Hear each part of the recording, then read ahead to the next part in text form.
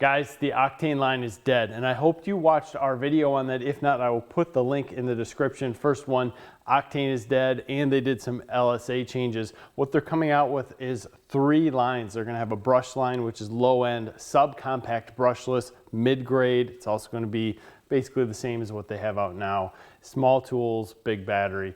Then they're going to have their brushless line, which is going to be top tier. What we have here is going to be their top tier drill, which is model number R86115. This drill is a little bit more compact than what you've seen in their Octane line, but it's also less powerful. But Ridgid is not coming out with their big batteries, so their max output batteries for these tools will not be out for a little bit. So they're throwing us a curveball, making it hard to test these a little bit to really get their full potential. We have a workaround on that. Let's get to this. Stick with us.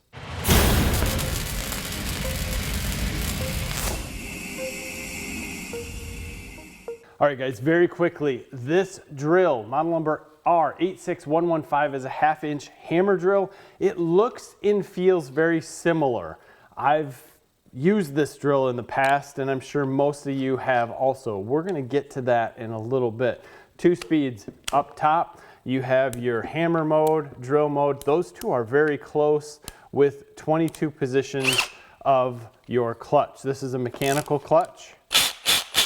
Unlike some of the other models that are newer that are out, I know a lot of people like that. You can go either way on that. The trigger is pretty much the same with the forward and reverse. You do have an LED light that's up front. Basically here, it's a very similar battery operated drill. Low 0 to 500 RPMs, high 0 to 2100 RPMs. The BPMs are going to range from 0 to 3150. Pretty interesting drill when you compare it to the Milwaukee Gen 3. As you would expect, the Milwaukee Gen 3 is smaller by quite a bit.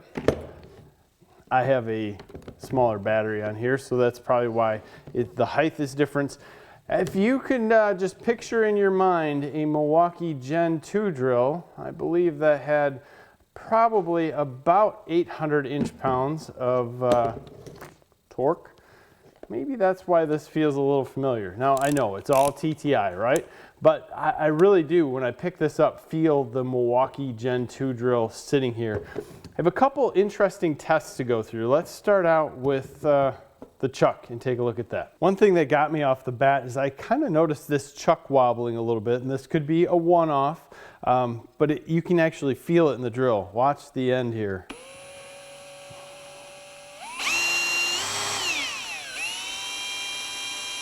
Probably about the best speed to see it. It starts to even out as we go faster, but let's just go through the speeds.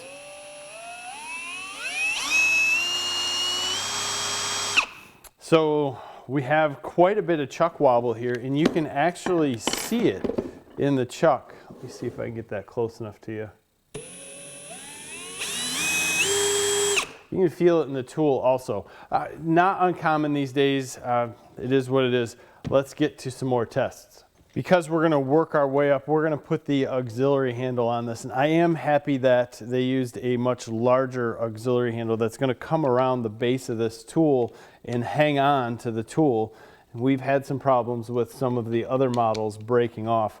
This one is a little bit more tricky to install than some of the other models. Once you get it in place, it's fine. But before I get there, there's one thing that I need to kind of show you here. This little arrow doesn't exactly match up well. It matches up good with the hammer. When I put it in drill mode, it's fair. It depends on how many times I click it and if I move it around. It seems to move a little bit. See, that's drill mode there. I feel like I'm in between two, and I constantly end up throwing it in hammer mode. It seems to move. Not a fan of that part. There's too much going on there. You'll notice on the Milwaukee there's a lot less modes there, and I think that that's smart. It separates things out and it doesn't confuse people at all. We're going to run this guy in high. We have the 4.0 amp hour max output battery on this. This should just chew through the beginning, but we'll see where we get. Not an issue. A little bit of bog on that 3/4. I'm a little bit surprised there. 7/8. Little bog also, but still chewed right through, which is a good sign. Maybe this tool is just going to bog slightly. Here's 1 inch. That was very consistent all the way. 1.25 inches.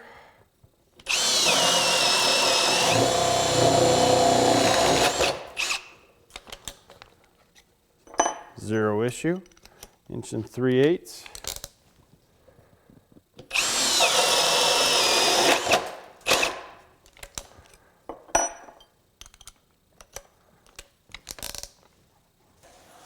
All the way up. Here's 1.5 inches.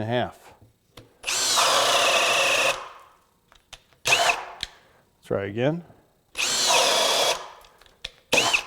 All right, so 1.5 inches is where this is going to stop with the max output 4 amp hour battery. Now the 3 amp hour battery, this is 21,700 cells. Let's see how it goes. So we got right down to the bottom. Let's do one more up here. Not happy there.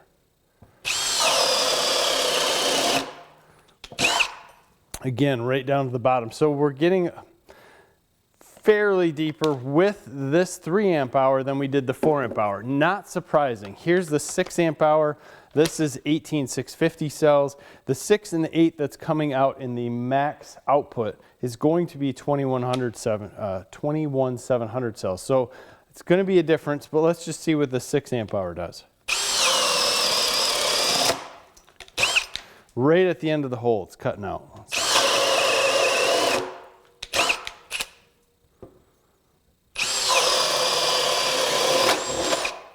Made it through that one. So obviously we can get more power out of this tool. So if you're just using it with the 4 amp hour battery, you're not getting the full amount of power. And that's where I'd like to see this Ridgid line come out all at once so that we had all the power that we wanted to use. And in fact, this is going to be a game changer when we start to look at the recip saw, because a recip saw is going to have mediocre power with this 4 amp hour battery, but once we move up to the larger ones or even the larger max outputs that aren't out yet, it might really be a game changer for that tool. This is one of my favorite bits to test out on these supposedly larger drills. Now this is only 800 inch-pounds and auxiliary handle is not that big, but this is where the chuck is going to come into play. Let's see if you can watch that.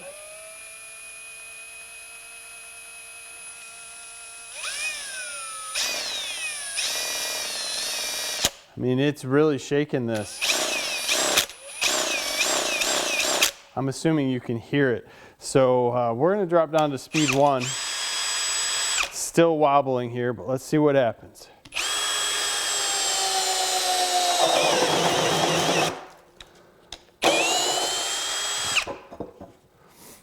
And I actually locked that quite well, but that is something this bit does seem to test chucks out. Let's move up, and I hate to say up, but let's move up to the 3 amp hour battery, see what it does.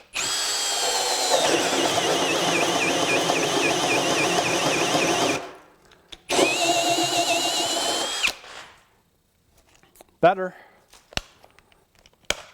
Let's try the 6.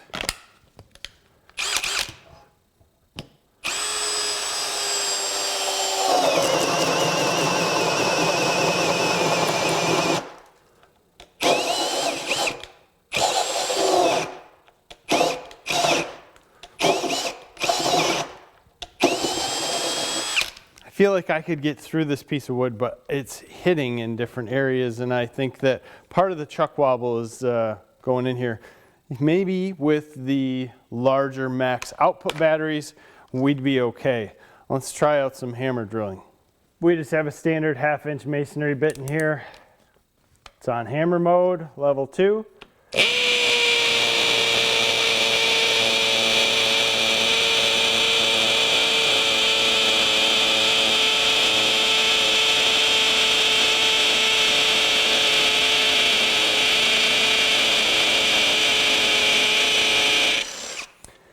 Obviously, a 1/2 inch drill bit, I mean, you might be better off with an SDS Plus or something larger in a hammer drill.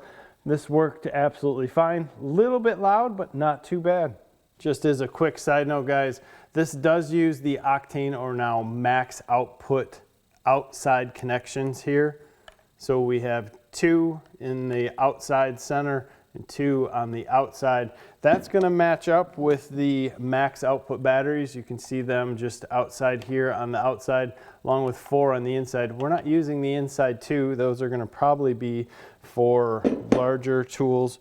And if we look at a standard 5 amp hour battery, if I can get in here, we do not have any on the outside. We just have the 4 down the center.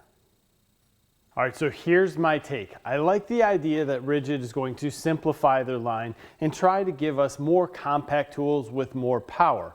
Now, the hammer drill in this case is one of maybe 2 tools that we will actually get a more compact tool but take about a 40% decrease in power. Do you need a 1,300 inch-pound hammer drill? In some cases, yes. In most, no. So this tool is kind of one of those that's going to be hard to really get into and say, this is great. I wish they were still going to offer both, and maybe in the future they will. But at this point in time, this tool is going to be the flagship of the Ridgid line, which is interesting to me. So how do I feel? Chuck wobble was pretty intense. I'm hoping that's a one-off for me. I could feel it in the larger bits. I could feel it especially while I was doing the rotary hammering. That just was there. 2, I think Ridgid is pushing it a little bit, saying that we need 22 different clutch level settings, and that puts all of them really close together. So if you ever are taking a bit off with gloves and you move this just a hair, it always makes me feel like I'm in between that clutch setting.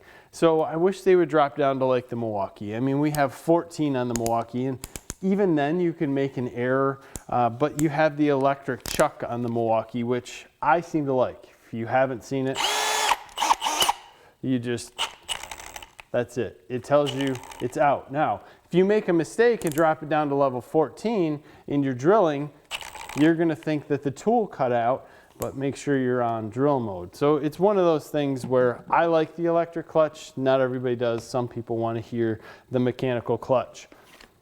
This really feels like a Gen 2 Milwaukee drill. I like the trigger. I like everything about it. I like the fact that we do have metal up here in this gear case, that we're putting our auxiliary handle deep into this, and it's going to grip well. I like larger auxiliary handles. I know they don't get into the places as well, but at the same point in time, they're safer. And if you're using it, you get less tired when you're fighting this large drill. But this wasn't that much power, so it's probably good. Realistically, I would love to see what this is going to do with the 6 and 8 hour max output batteries with the 21700 cells that are coming out, and we just have no way to do so right now. And I think that once we get into reviewing this saw, which is the new brushless Ridgid, that's going to be, you know, the best out, that is where this review is going to probably take some heat, because realistically, the saw is going to do better with those larger battery packs, and that's what people are going to use with these the most. I'm going to just, one little rabbit hole. I'm surprised Ridgid came out with a 4 amp hour max output battery, not a 5. That to me just is like, why are we going backwards here? We have 2 sets of 2 amp hour battery cells. Why, if we're going to do max output, shouldn't we do at least 2.5s and get a 5? I mean, 4 to me just seems, you know, like way long ago. And maybe that's because Milwaukee is making me think that way. I mean, even Makita, everybody is saying, okay, let's look at the 6 and the 8 and make them the same size as the 5, and the 6 is going to be our new norm, and I don't know. So confusing a little bit to me. I hope that it works out in the long term, but this confusing switching to octane, no octane, back and forth, and it's not back and forth, but I really like the octane line. I wish they would have kept it. It really separated you from saying, I need a heavy duty battery with this tool, and it gave me the notion that, okay, like Milwaukee's heavy duty line, if I put a 5 amp hour battery on it, it wasn't going to perform as well as it did before. And now with the new brushless line, I don't know how they're going to denote that you need that larger battery. Maybe you won't. Maybe things are just going to be smaller tools that don't need them. Lots to come in the future that I'm super interested to see. Always interested in your comments on this stuff. Leave them below. I'll get back to you guys as soon as possible. Also, give us a like in this video and subscribe to the channel if you haven't already. As always, have a great day.